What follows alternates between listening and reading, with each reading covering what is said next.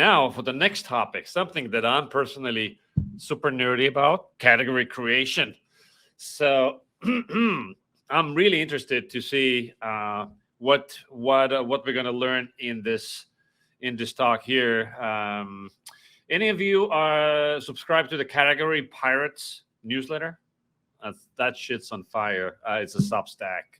The two out of the two books out there on category creation, there's Category Creation, which is like the customer success gain site story, how they built that customer success um, category. That was kind of boring, in my opinion. However, you learn certain really good things about, like if you have less than tens of millions of dollars, don't even bother, right? And then you have the what's the other category creation book? Same guys who run the Category Pirates newsletter. Escaping me now. That one I just could not. I could not stand the style of how it was written.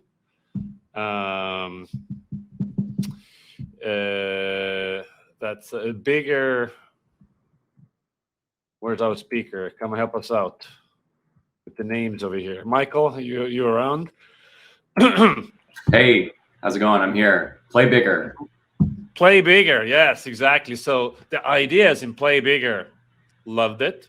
The examples, fucking lazy. Like, oh, look, Star Wars, they dropped the trailer 1 year before the movie, so you should do that with your product. It was like, yeah, but nobody gives a shit about my startup. Like me dropping a trailer about my startup. Like the examples were like lame. And yeah, but like I'm excited to hear what you have to say about category creation now. So I'll catch up with you after your talk over here. Yeah, let's do it for sure. Thanks for having me. Cool. All right, everybody. Thanks for being here. It's good to get a chance to speak with you all. We're going to talk all about category creation today. Specifically, I believe category creation is one of the single most impactful and most fun things that a product marketer gets to do. So I want to kick us off first with a quote from the movie Field of Dreams. If you haven't seen it, throwback to 1989. Kevin Costner is standing in a giant cornfield dreaming of baseball, and a voice comes to him and tells him, if you build it, they will come.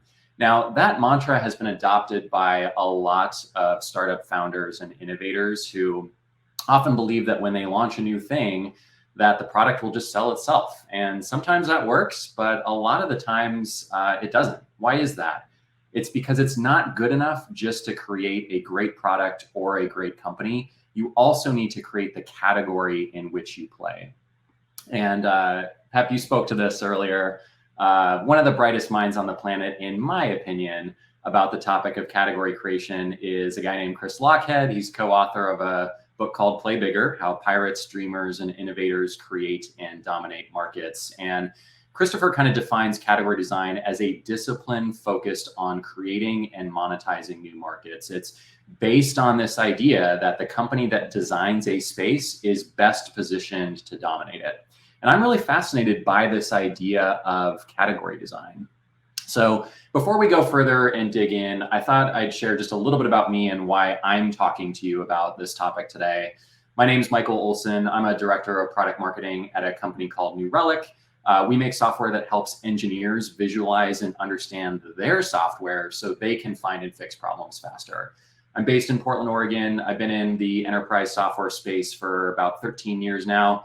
Initially doing inside sales, but for the past decade as a product marketer. And I'm super passionate about the discipline. Even started a blog at theproductmarketer.com to share ideas and frameworks and practices to help PMMs sort of level up their skills. So I definitely don't purport to be an expert on category creation. There are people smarter than me who have written books on the topic. That said, I have had a few at-bats at creating categories over the years, including my share of failed attempts, by the way, as well as a couple that actually stuck. I started my career as employee number 8 at a pre-Series A startup called Janrain, where I worked for 6 years. And helped coin the term and lead the creation of the customer identity and access management category. That's a space which competitors later standardized on and analysts have since adopted. I also spent just under 5 years as a product marketer at an infrastructure automation company called Puppet, where I led analyst relations and helped influence the analyst community to really rally around the category we defined, and even influence them to name our company as the overall leader in that space. So today I want to talk about category creation and why I think it is the single most important thing that you can do as a product marketer to make your company successful. I'll walk through a roadmap that I've used for creating categories and share a few case studies and examples of other companies that I think have done this really well. And then we'll switch gears and I'll share some tips for defining your company positioning, which is definitely a key building block for category creation, as well as developing messaging that helps you stand out. All right, let's get into it. So to start, let's talk about why category creation is important. Several years ago now, the Harvard Business Review looked at the 100 fastest growing companies of the recession era between 2009 to 2011. And I think it's actually particularly relevant to look at that now for two reasons. One, winning companies have been designing categories for decades. And then two, we've sort of come out the other end of an economic downturn due to COVID-19, which means companies are really looking for ways to stand out and drive purchase intent, right? And so what this study found is that among the 100 companies, only 13 of those accounted for over half the revenue growth and almost 3/4 of the overall market cap growth for the whole lot. Now, what do those 13 companies all have in common? They were all category creators. And I believe that product marketers have a unique opportunity to drive category creation within their companies. I mean, think about it. Product marketing is a glue role that sits at the intersection between your product, your sales team, and the rest of marketing. And a good product marketer should be an expert on the market and a voice of the customer within your organization. And you essentially use this skill set to do three main things. One, to define your positioning and messaging for your company and your products to really influence market perception and change people's minds. Two, to enable sales teams with the playbooks and the messaging and the tools and the training that they need in order to be competent, engaging prospective customers and selling your product. And then third, PMMs really drive go-to-market execution, which includes things like influencing reputation and awareness activities like AR and PR and content strategy, demand creation programs, as well as customer adoption efforts. Now, category creation at its core, it is a positioning exercise. It really requires a mastery of your market, your buyers, and their needs, and the ability to craft a compelling point of view and a narrative to influence others. So if you are a product marketer watching this talk today and you're wondering if you're empowered to drive category creation within your company, the answer is 100% yes. So I want to share some of the things I've learned both from failures as well as successes creating categories for companies I've been a part of. And there are 5 main things that you as a PMM can do to help your company build a POV and to define a category around your company. First, name a big change in the world. This is the market context in which your customers live, and you want to establish credibility and demonstrate empathy by showing that you understand your customers' world, the challenges they face, the goals they have, and that you can anticipate how this change may impact them and their kind of day-to-day in the future. Next, identify the problem that change creates and the impact or consequence of that problem to your customer, as well as the effect of not solving it. This is probably the single most important step in building a category. Companies that frame the problem the most persuasively, they are the ones that define categories and win. They're the ones that get customers to buy into their vision for solving it. Next, you want to establish why traditional approaches to solving this problem fall short. And this helps reinforce that need to explore new ideas and new ways of thinking while also depositioning the old way and the companies that you're actually out there displacing.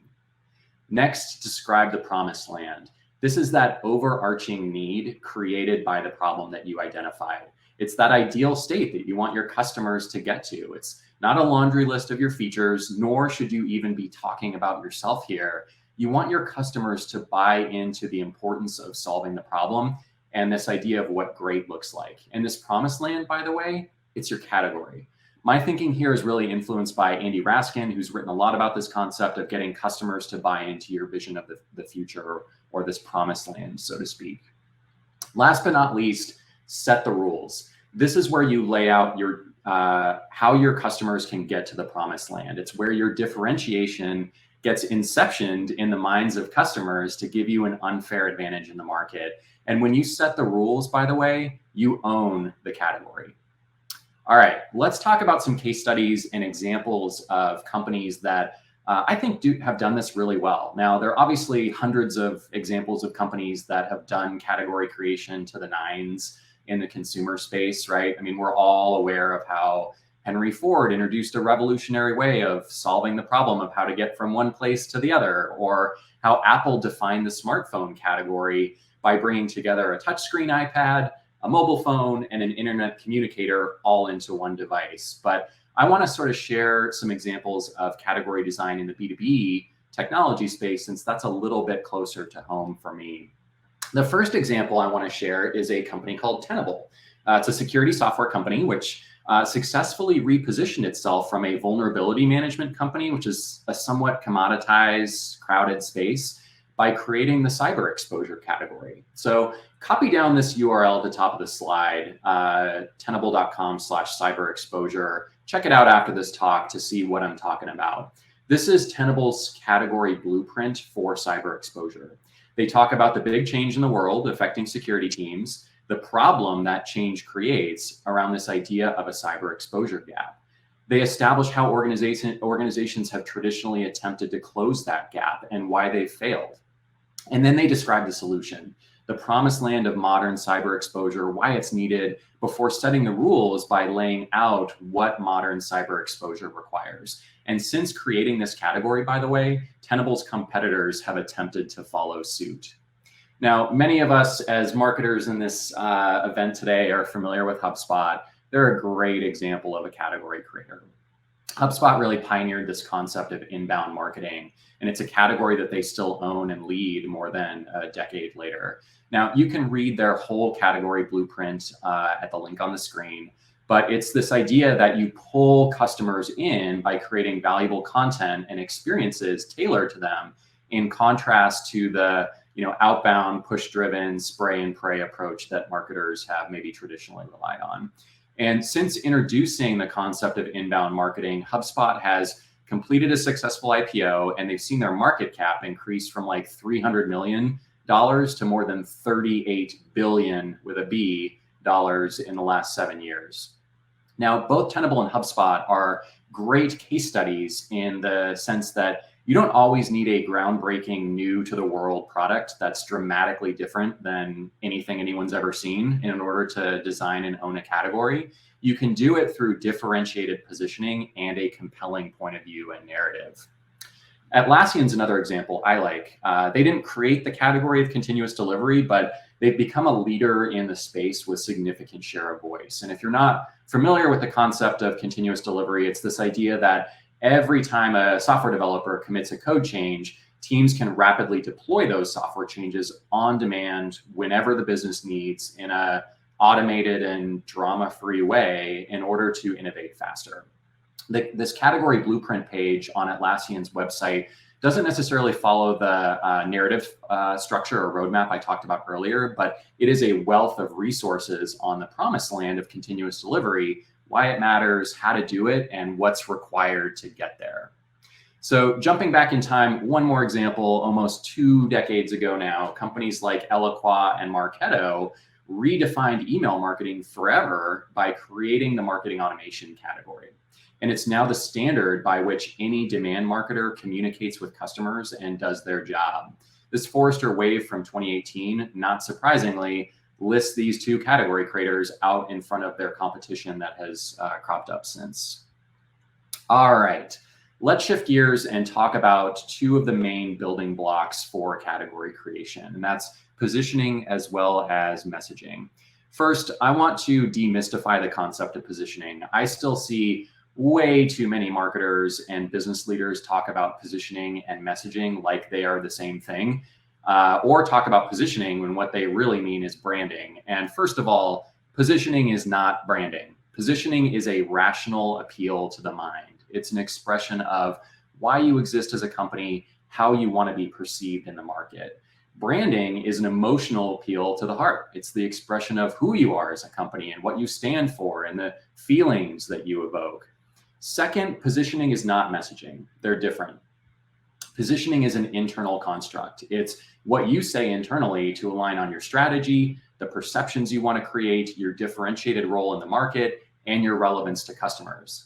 Now, messaging is derived from your positioning. It's what you say externally to communicate your point of view to the market, whether that's customers or prospects or partners or analysts or press, for example.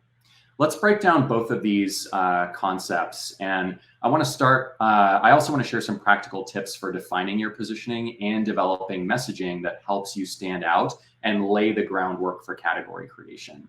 Now, in my opinion, there are four main building blocks to defining your positioning. One, your vision. It's the state of the world for your customers when you're successful, an articulation of that promised land concept that we talked about earlier. Your mission is why you exist as a company. It's what you wake up every day to do in order to help your customers realize that vision. Your value proposition is the key benefit that you provide. In other words, the main problem that you solve for your customers. And then differentiation is obviously how you're either unique or comparatively better than alternatives. And it's the groundwork for how you set the rules for your category. So how does this all come together? You're probably familiar with Jeffrey Moore's template for a positioning statement. If not, it's a 2-sentence internal articulation of everything I just described. And it goes a little something like this. For my target customer who has this need, our offering is a category that provides these benefits. Unlike alternatives, here's how we're different. Now, this positioning statement is a simple but really powerful way of laying down your category creation roadmap and anchoring your entire company on your strategy. All right, we talked about positioning. Let's switch gears and talk about some tips for developing messaging that rises above the noise as you look to define and own your category. First, I want to share just a few guiding principles that I try to follow when I build out messaging. One, I'm a big believer that product marketers need to take an outside-in approach to messaging development, not the other way around. And what I mean by that is leading with your customers' problems, their needs, and using that as framing for how you describe the promised land in your solution. Too many marketers, jump to the features too fast. Too many sales pitch decks lead with the obligatory autobiography and about us slides. And from my experience, buyers typically care a lot less about your company vitals than they do about the problems they're experiencing and whether you have a vision for how they can solve it. And you increase your odds of establishing credibility and guiding customers on your journey if you demonstrate empathy and show that you understand their world by leading with the problems that they're experiencing. Second, I'm a big fan of making messaging approachable and using words and language that your customers use in the messaging you create. I mean, the stuff that you write should sound like something you'd actually say out loud in front of a customer and sound like something that they would say if they were having a conversation with you. And third, be concise, but not at the expense of clarity. I've seen a lot of bad messaging frameworks out there which distill a company point of view into single phrases. And that might make it easy to read, but it's not going to achieve the goal that you want. The whole point of a messaging framework is to scale your expertise and take what's in your head as a product marketer and enable your peers across marketing or sales to tell the story the way that you would tell it. And when your messaging frameworks become too minimalistic or over-rotate toward pithy ad copy phrases, you actually increase the likelihood that your peers in marketing or your sales reps are going to start to off-road when they start creating downstream content or pitching to customers. Now, when done right, the sentences and bullet points in a messaging framework either get copy-pasted or used as a foundation for your sales messaging, your web copy, your thought leadership content, etc. So let's break it down. I want to talk through the 9 main components I found are most important to have in a good messaging framework. And it starts with defining your ideal customer profile. and the buyer and user personas. Now, by ICP, I mean, what are the characteristics of companies that make a good fit for your product? For your personas, what responsibilities do they have? What do they care about? How can you reach them?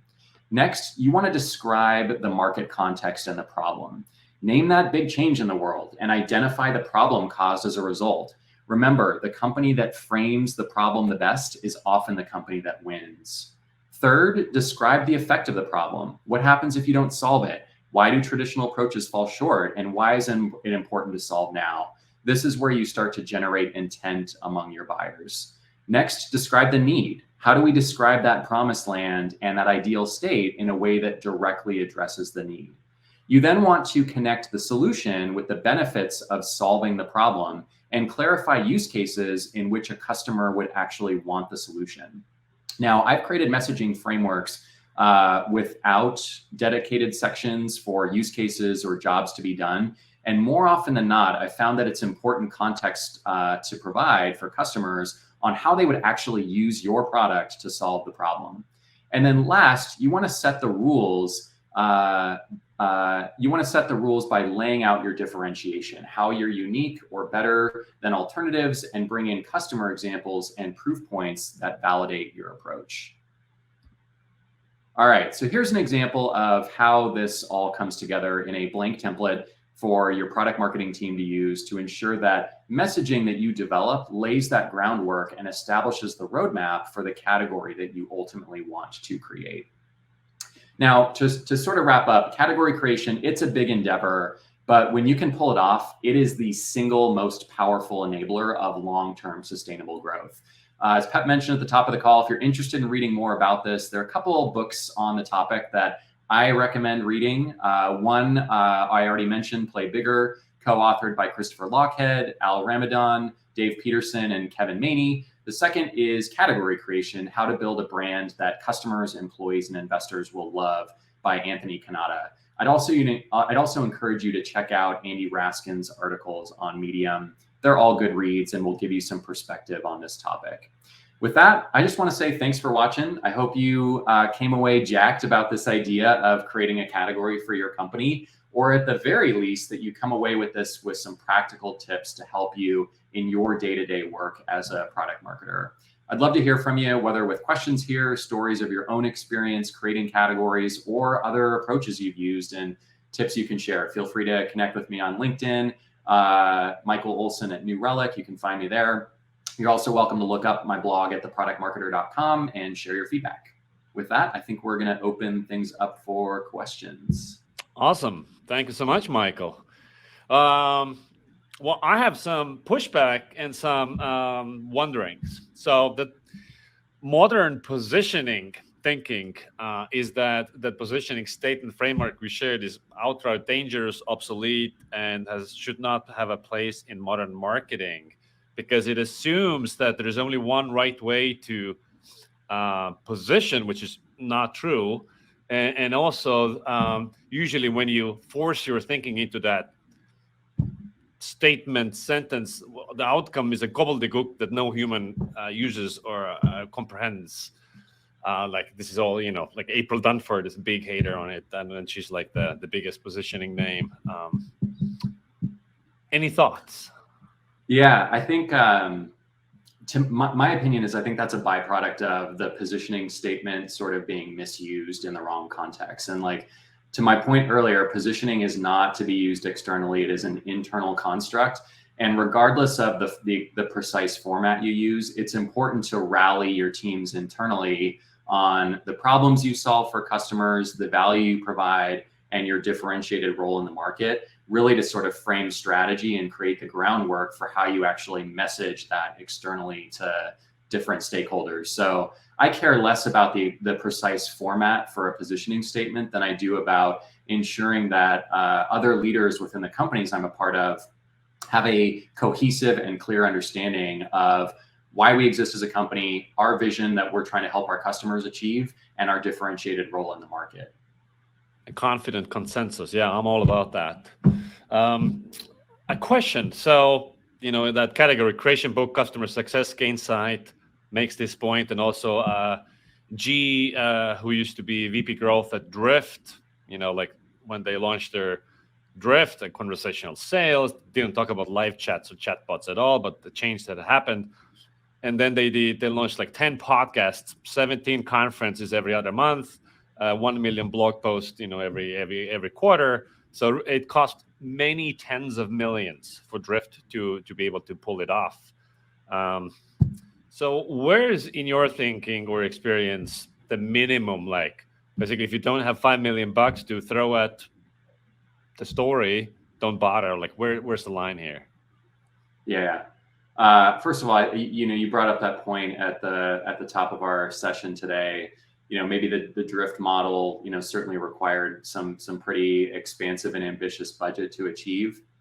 To me, the focus of this talk today was, as a product marketer, how do you nail that category POV and category narrative? And that becomes the foundation of the building block for being able to sort of disseminate and get that word out there. And I don't think that you need expansive budgets in order to create categories. I think there are plenty of examples of early stage companies that are thinking about this. They're thinking not just about building a great product or a great company, but they're thinking about the broader category in which they play, and they nail that narrative up front and are able to build sustainable categories on the basis of that without requiring, prohibitively high budgets, which are, let's be honest, unrealistic for most early stage companies. Mm-hmm. Well, by definition, if you're the only one in the category, you're just, this is not a category. So I know plenty of startups who are like, we're creating a category here, and they have their narrative machine going, but they have 250 Twitter followers and nobody gives a shit. So did they really create a category? It's like, right, the tree falls in the forest and nobody hears. If you're, so. Yeah, I think that's a great point. Like, I've always thought of the overarching measure of success around whether or not you've created a sustainable category is, do your customers have a budgeted line item for the thing that you provide and the problem that you solve? And if the answer is no, then you're not there yet. If the answer is yes, then you've successfully educated customers on the problem, the value of solving it, and your approach to solving it. Well, on that lane, how is that different from creating a new market? So, for instance, Gorgeous entered a very crowded help desk software market, taking on Zendesk and all these guys, Help Scout, but they've then focused on e-commerce, which was basically nobody was for that vertical, catering for that market specifically. So they went all in. One got big. Did they create a category? Because it fits the other parts of the description you said.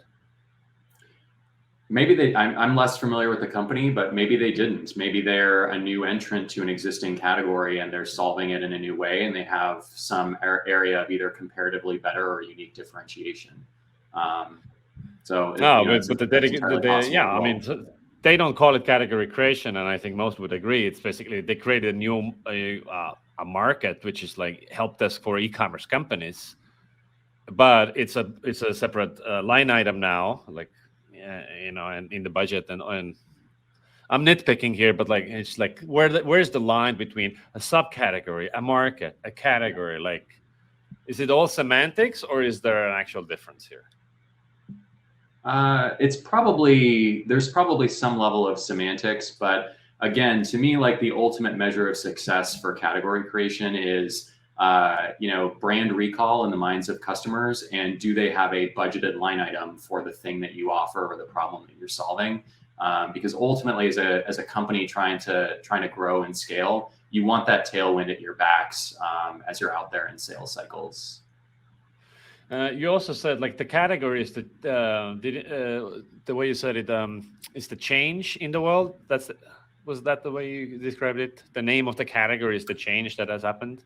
Nope. I described the category as essentially the promised land that you're trying to help your customers achieve.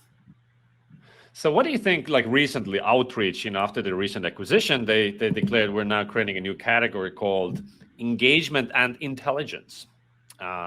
So personally, I think it's an unfortunate name choice. They can pull it off because they're loaded and they have history of being able to execute well.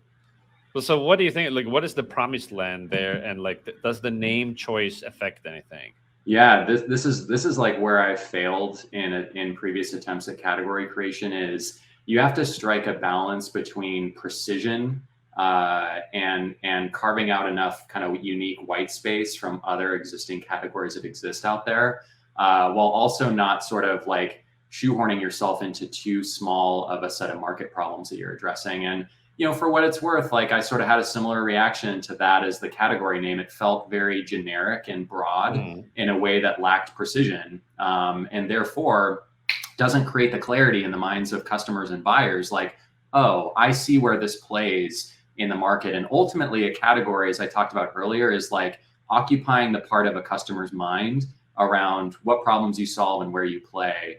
And so it's certainly a balancing act around like painting a broad vision, but also making sure you've got precision in your positioning around where you play relative to other technology categories that are out there. Well, David's question here is similar to what Andy Raskin is talking about. How do you relate category creation versus, getting your own magic quadrant here? So Andy Raskin says, like, most categories that are created through narrative design will not end up in a Gartner report. Like, Gong might be a leader in revenue intelligence, but Gartner will probably never make a category around it. Like, officially declare it, like, yes, we respect that it exists. So do you need external like validation that you exist? Yeah, I think it's a fantastic question. Like, I ultimately look at 3 measures of success for category creation. Only one of which, by the way, is like being featured in marquee analyst reports. The first that I look at is sort of this notion of unaided brand recall. If your customers can recall your company name from memory when prompted only with the name of the category, I think you've done good work, right? That indicates 2 things. One, it indicates that customers recognize the category that you defined, and 2, they actually associate your company with it, ideally as a leader. I think the second piece that I talked about earlier is becoming a guaranteeing line item in your customer's budget. That ultimately is the single most important revenue or monetization measure of success. And then I think a third indicator that I look at is being able to influence the analyst community if you're a B2B company to create magic quadrants, Forrester waves around your category. And that sort of notion of showing up in marquee analyst reports is sort of a trailing indicator that I would look at as well. Wonderful. Yeah, you're a wealth of knowledge, man. I appreciate all your wisdom here. Thank you so much, Michael. Thanks for having me. This was fun.